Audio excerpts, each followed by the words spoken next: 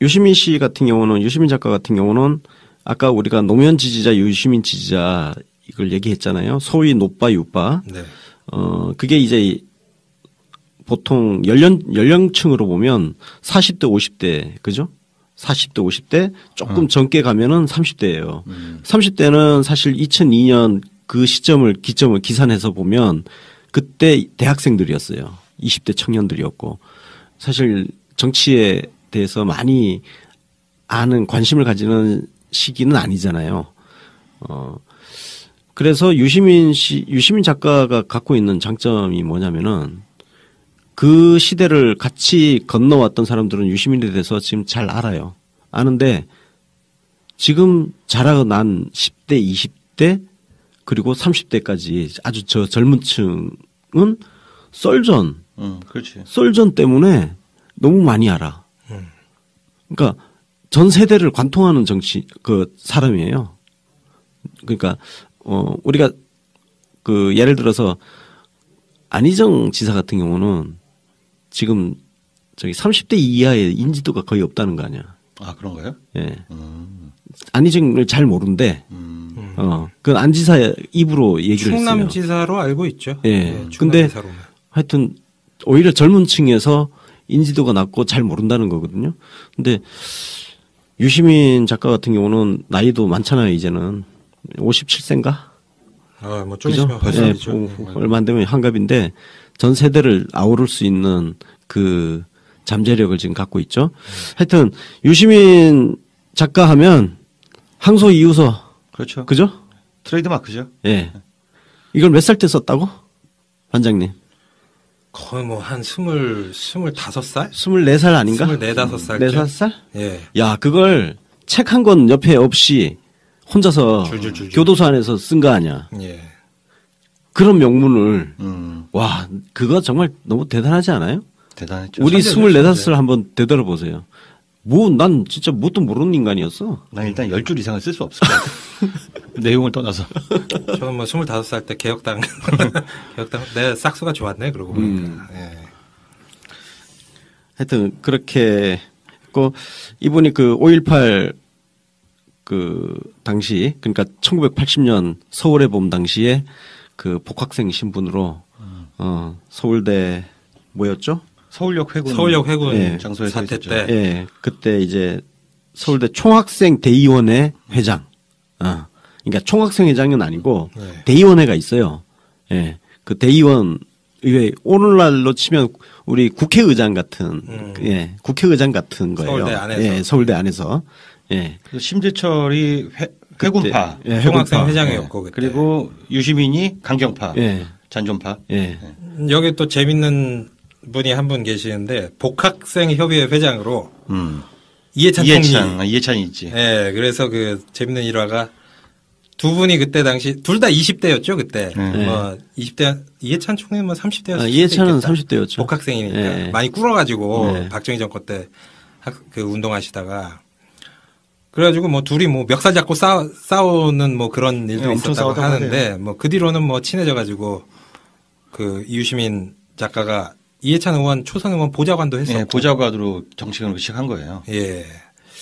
뭐 하여튼 뭐 이렇게 재밌는 얘기들이 있는데 제가 볼 때는 이 유시민이라는 인간이 왜 정치적으로 캐릭터가 이렇게 매력이 있느냐. 방금 전에 말씀하신 것처럼 이분은 일단 그 학생운동의 아이콘 같은 그런 측면이 있습니다. 이분이 총학생회장은 안 했지만 그 항소이유서라는 너무나 명문을 작성을 해서 그때 당대의 어떤 그 학생운동가들과 후대의 사람들도 다 알아요. 웬만하면 다 알아.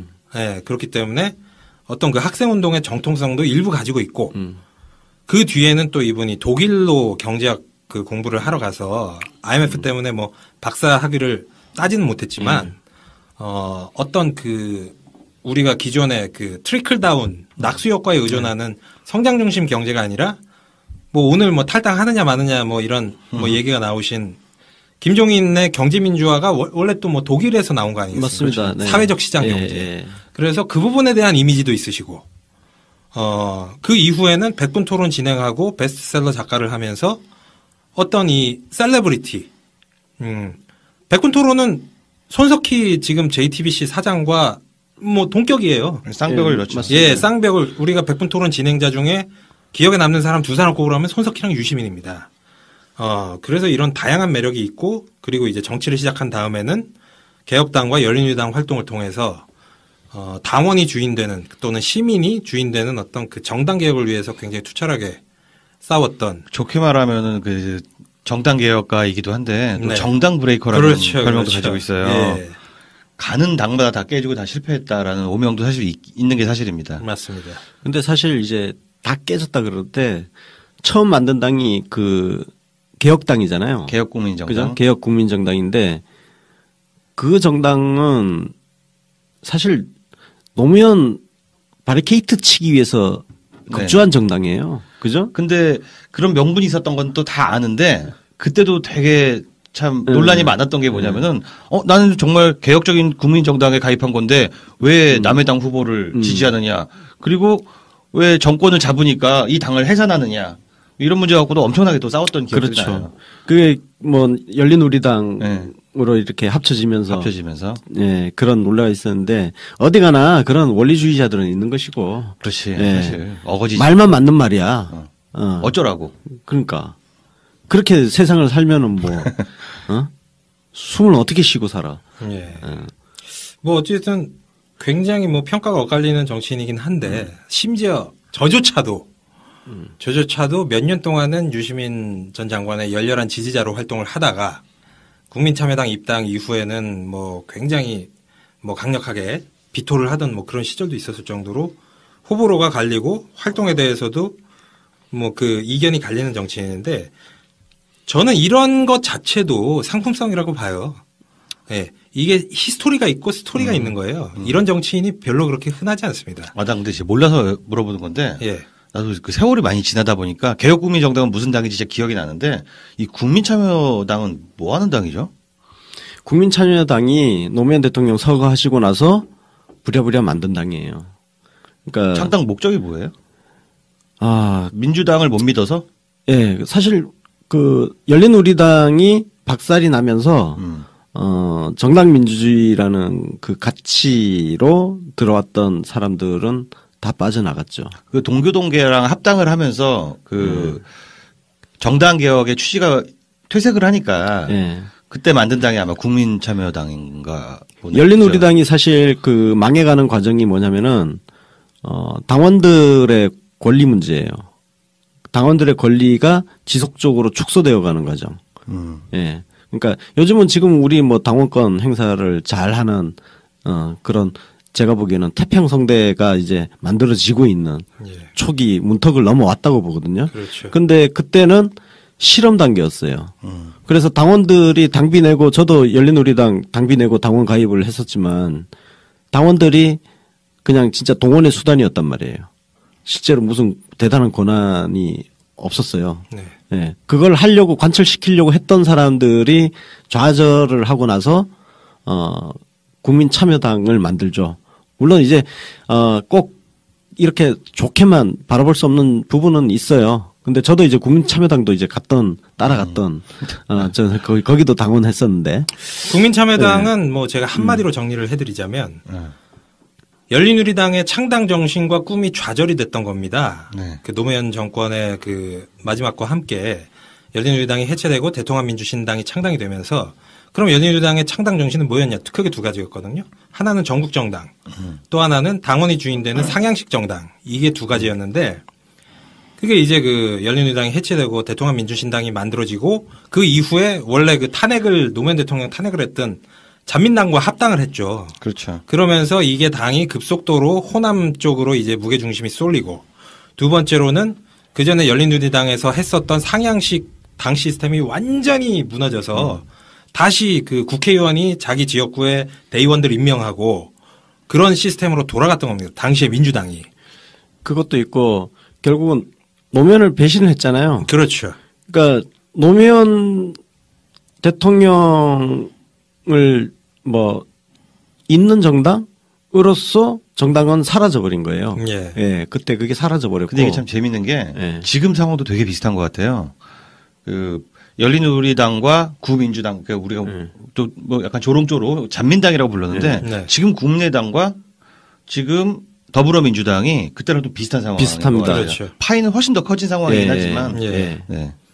비슷했는데 하여튼 더 좋아졌고 그 이 시점에서 이제 그 유시민의 좌절이에요. 유시민은 열린우리당에서 어찌됐든 그 바리케이트 치면서 뛰어들어 가지고 노무현 대통령과 함께 좌절을 한 거죠. 네. 좌절을 했기 때문에 정당인으로서 정동영 대통령 후보를 위해서 정당인이니까 네.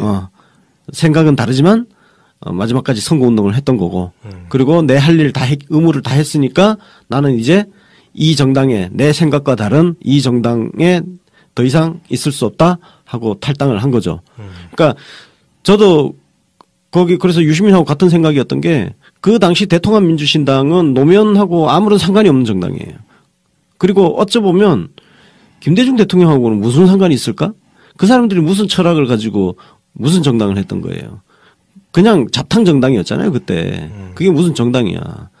그래서 2008년을 한번 되돌아보면 그 당시 대통합민주신당이 이제 나중에 통합민주당이 되나요? 예, 뭐 하여튼. 그냥 민주당이 됐습니다. 예, 뭐.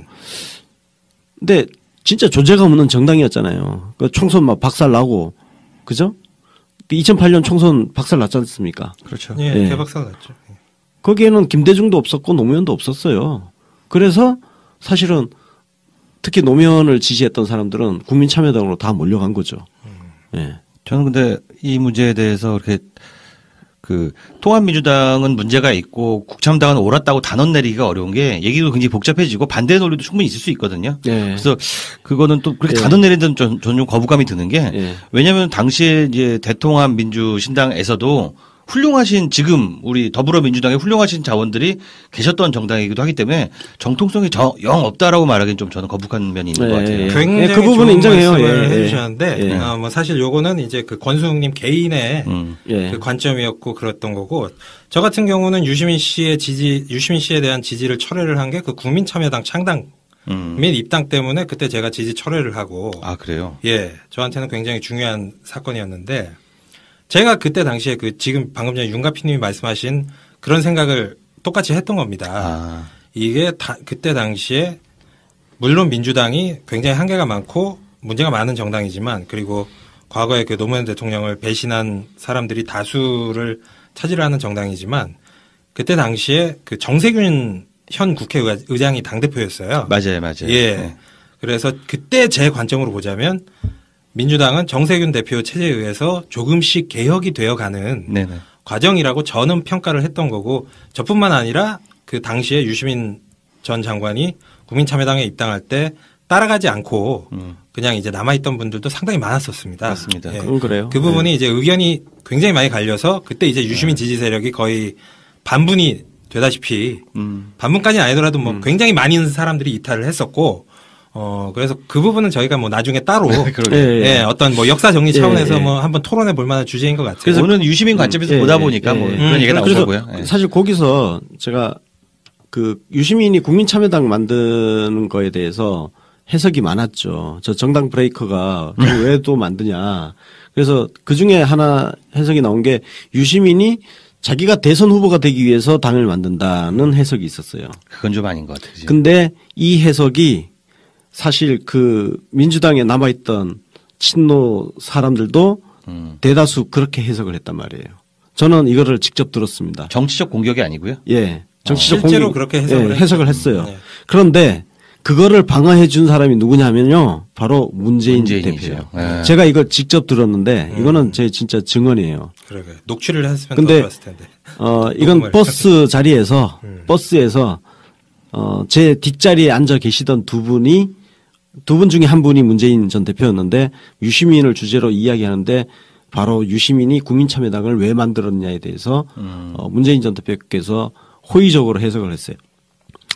열린우리당 안에서부터 정당한 경쟁을 할 수 없는 구조를 자꾸 만드니까 뛰쳐나간 거 아니냐. 유시민이 무슨 대통령 선거 나가려고 나가는 거냐. 정당 제대로 만들어 보려고 들어온 사람 아니냐. 그게 안 돼서 좌절해서 나간 거 아니냐. 근데 그 옆에 이제 반론하신 분은 조금 전에 말씀드린 그런 유시민이 뭐 대선 대통령 후보가 되기 해보려고 하는 위해서 거다. 뭐 자기가 뭔가 주도권을 쥐고 뭘 하려고 지금 저렇게 당을 만든다 이런 식의 해석을 하더라고요. 결과론적으로 그분이 틀린 거지. 틀린 거죠. 그리고 저는 이제 문재인 전 대표의 그 말씀을 들었던 기억이 있기 때문에 썰 전 영상을 딱 보면서 이건 운명처럼 점치고 났다. 점치고 났어. 문재인 전 대표가 신발라났다. 유시민 작가를 정치로 꼭 불러내겠다는 생각을 갖고 계신 것 같아요. 나는 그냥 좀 예. 립서비스 같은 그런 뉘앙스로 봤는데 예. 그게 또 예. 역사를 알면 또 그렇게 관심이 예. 바뀌네요. 예.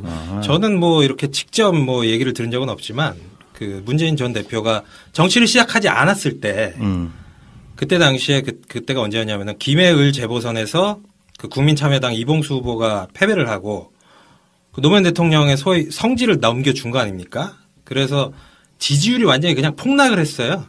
예, 추락, 날개가 없는 그 추락 정도로 그 떨어져서 거의 뭐 유시민이 정치적으로 매장당할 위기에 처했을 때 그때 문재인 대표가 언론을 통해서 굉장히 호의적인 평가를 많이 해주셨었습니다.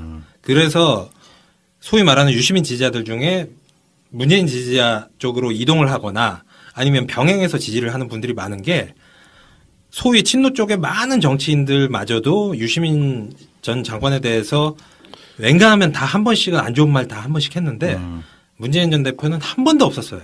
이렇게 호불호가 갈리는 인물에 대해서 계속 칭찬만 하고 어느 정도였냐면은 심지어는 노무현의 업그레이드 버전이라는 극찬까지 했었어요. 그건 진짜 극찬인데 예. 나도 지금 생각해 보니까 두 분이 코드가 일치하는 부분이 바로 그 정당 개혁 그리고 당권을 당원에게 시민에게 이런 맞습니다. 톡에 맞다고 보는 게 예. 2015년 말 2016년 초에 문재인이 그 안철수파로부터 그 비주류파로부터 그렇게 당대표자를 내려놓으라고 했잖아요. 그때 문재인은 딱 한 가지만 지키려고 한 거예요. 시스템 공천. 결국 그 유시민의 그동안 했던 고민하고 맞닿아 있는 겁니다. 맞습니다. 예. 그러니까 거기서 동질감을 굉장히 느끼기 때문에 예. 그 썰전에서의 호의적인 발언도 나왔던 게 아닌가. 유시민이 좌절한 지점을 사실은 그러니까 문재인 전 대표가 정말 대단한 일을 한 게 뭐냐면은 지금의 더불어민주당은 과거 열린우리당하고는 비교가 안 될 정도로 강한 정당이에요. 그렇죠. 질서도 있고 그죠? 그 정당을 만든 게 문재인 전 대표예요. 그렇죠. 뚝심으로 버텨내서 만든 거예요.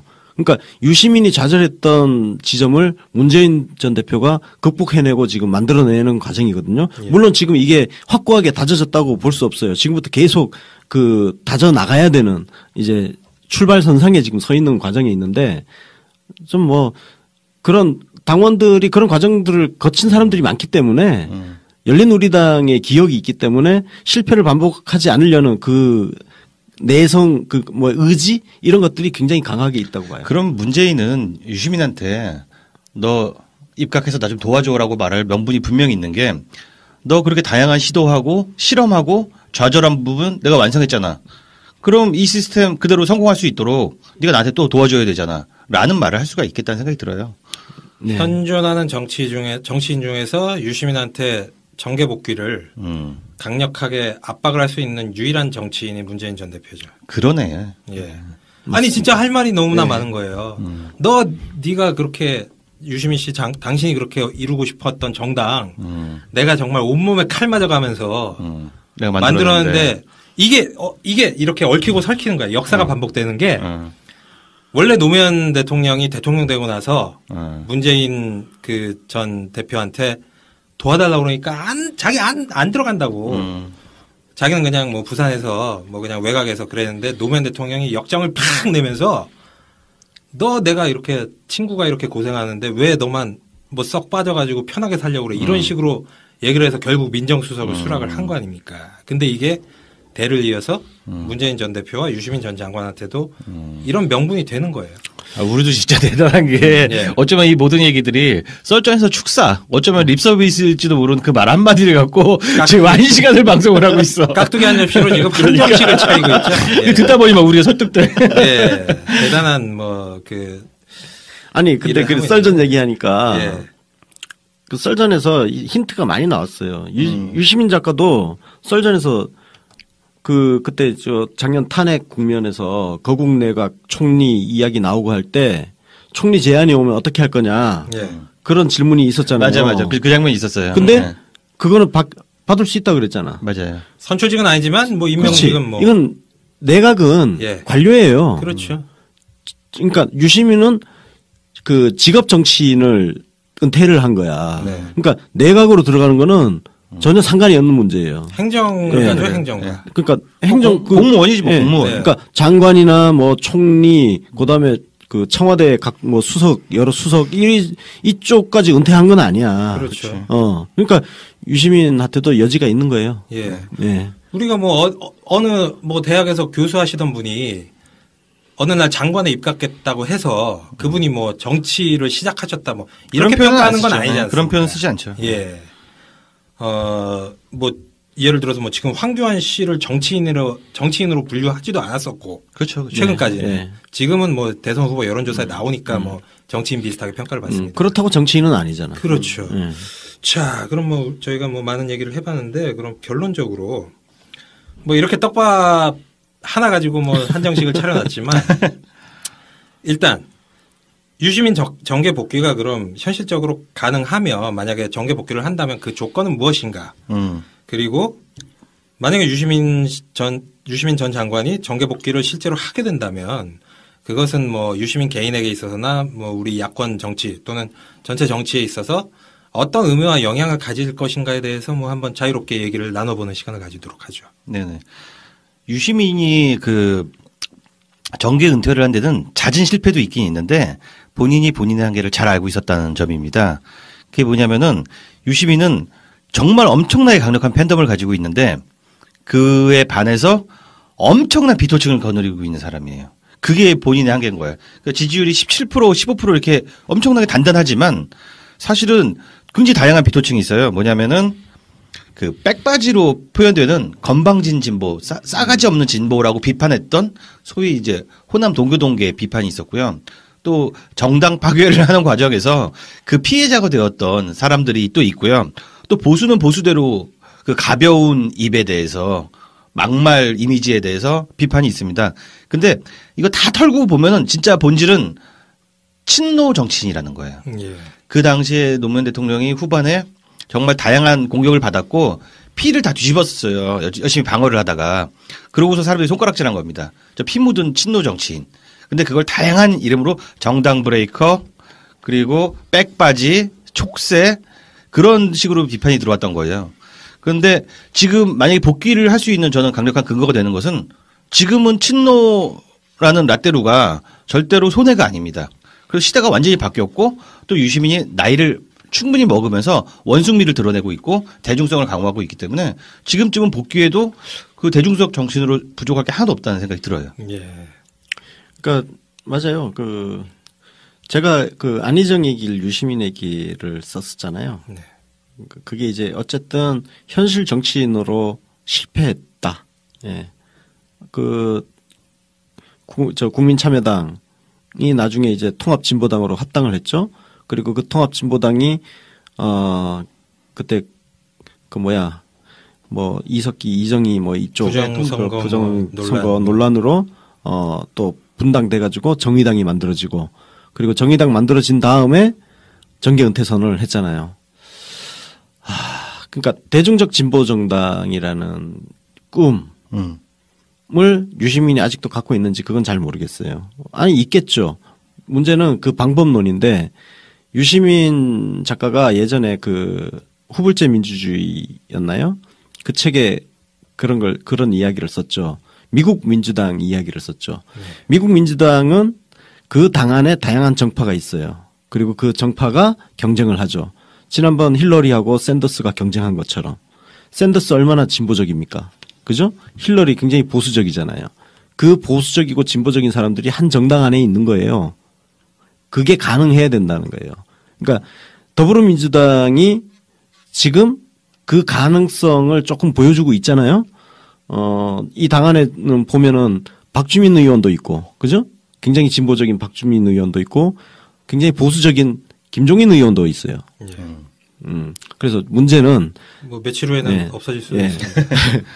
당 안에서 공정한 다 모두가 승복하는 문화 그리고 승복할 수 있는 그 룰, 보편화된 룰 그리고 룰이 자주 바뀌면 안 돼.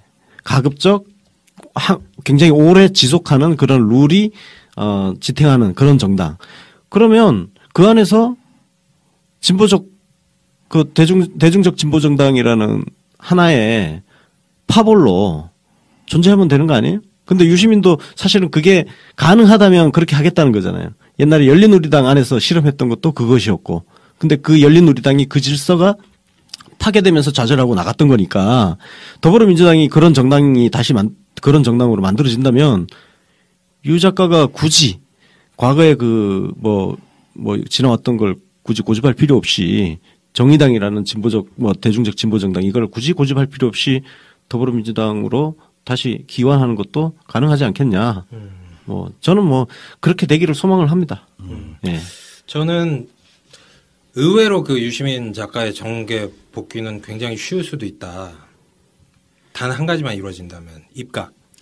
예, 맞습니다. 제가 그걸 왜 그렇게 보냐면은 최근에 그 황교안 사태를 보면서 포지션과 그 캐릭터만 매칭이 된다면 그 될 만한 사람이 그 내각의 자리에 있고 그리고 그 타이밍이 맞아서 그 사람의 어떤 그 분포하고 있는 지지 세력을 대변을 할 수 있는 캐릭터가 된다면 내각을 한번 한 것만으로도 대선 후보가 되는 거예요. 그렇죠. 예. 실제로 그런 사례가 많았습니다. 과거 노무현 정부 때 고건 총리도 그랬었고. 정운찬. 예, 정운찬 총리도 그랬었고. 네. 실제로 유시민도 그런 거예요. 그렇죠. 유시민도 그때 그 당내 반발뿐만 아니라 유시민 복지부 장관 임명할 때 다 기억하시죠. 심지어 이해찬 당시 총리도 반대하는 거를 노무현 대통령이 그럴 거면 당신이 사표 쓰라고 총리 당신이 사표 쓰라고. 그 노무현 대통령이 그렇게 자기 주장을 밀어붙인 게 그렇게 케이스가 많지 않은데 예, 그 중에 하나가 유시민 장관 시킬 때. 그러니까 근데 막상 시켜놓으니까 엄청 잘하잖아. 잘했지. 그러니까 국회의원 때는 나는 한나라당 박멸을 위한 역사적 사명을 띠고 태어났다 이렇게 얘기했던 사람이 정영근 앞에 가서 90도로 고개 숙이고 인사하고 예, 장관 어찌나 저 자세로 잘 나오는지 유들유들하게 살살 웃으면서 그러니까 자기 위치에서 자기 할 일을 하는 거예요. 자기가 국회의원일 때는 자기를 지지해 준 사람들을 위해서 빡시게 싸우고 근데 장관을 갔을 때는 장관이라는 거는 일을 해야 되는 자리잖아. 그러니까 일을 하려면 여야 협조를 다 얻어야 되니까 가서 살살살살 웃으면서 고개 꼬박꼬박 숙이면서 하잖아요. 그래서 잘 했잖아. 그뿐 아니라 정책 세일즈를 진짜 기가 막히게 했어요. 그렇죠. 그 유관부서들이 굉장히 많고 그 라이벌 정당에 가서 지금 안희정 지사가 하고 있는 얘기가 이거잖아. 뭐냐면은 선의를 인정한다. 그 사실 맞긴 맞는 말씀이에요. 근데 유시민의 포지션이 그보다 조금 더 한 수 위인 부분이 있어요. 그러니까 선의로 안 보면 어떻게 맨날 싸우면서 어떻게 해결할 거냐 대안이 있느냐라고 묻는다면 저는 그 대안이 유시민의 내재적 접근이라고 생각을 해요. 유시민은 그 정책 세일즈를 하거나 숙적들을 상대할 때 내재적 접근을 하는데 그게 당신이 착한 선의를 가지고 있다. 여기서 시작하는 게 아니라 저 사람이 뭐가 필요하고 뭐가 가려운지 어떻게 하면 저 사람 체면을 살려줄지 이런 걸 되게 간파를 잘하는 거예요.